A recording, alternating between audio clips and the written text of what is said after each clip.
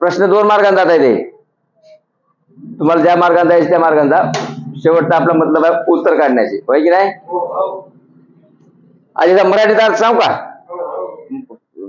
कारभारी भेवाट आले का परमेश्वर, भेवाट आले व्याज नाही म्याव घे.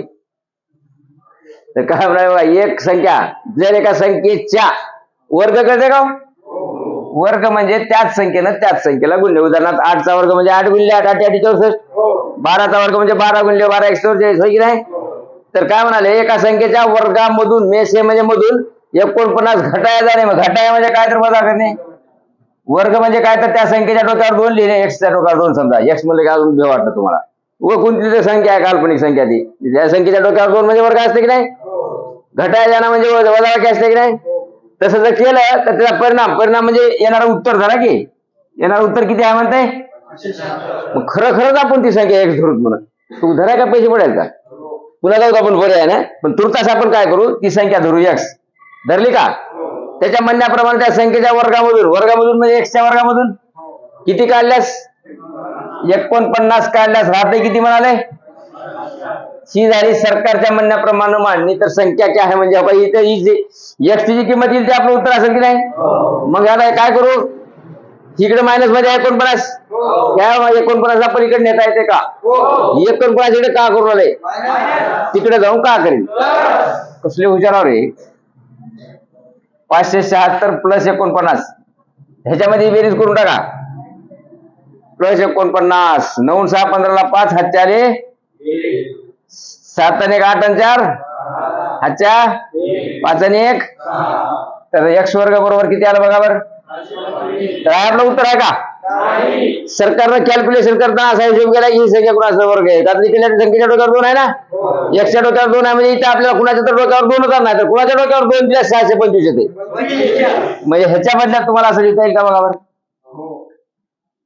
जमते की नाही. ही वर्ग इकडला वर्ग इकडला, दोघांकडे वर्ग आहे म्हणजे एक्सची किंमत किती निघाली. आणि एक्स म्हणजे आपण ती संख्या धरली होती की नाही. ही झाला एक मार्ग. हे नको वाटलं तुम्हाला समजा आम्हाला पद्धत थोडी अवघड गेली. पर्याय एक बाजूला घ्या, पर्याय बाजूला घेऊ करा. तर पहिला पर्याय बाजूला घेतला 24 घेतला. 24चा वर्ग करून बघा नंतर निवांत. 24चा वर्ग होते 576. किती झाला 576 मधून काय म्हणलं, एका संख्येच्या वर्गामधून 49 काढल्यास काढू का. तर इथे 16 इथं 6, 16 मधून 9 गेले 7, 6 मधून 4 गेले 2, इथं 505. आपल्याला 529 पाहिजे आहे का. आपल्याला पाहिजे काय, फेल गेला ना प्रोग्राम मध्ये. दुसरा पर्याय बाजूला करा, 23चा वर्ग करून बघा. 23चा वर्ग किती आहे आम्हाला काय माहित आहे म्हणा.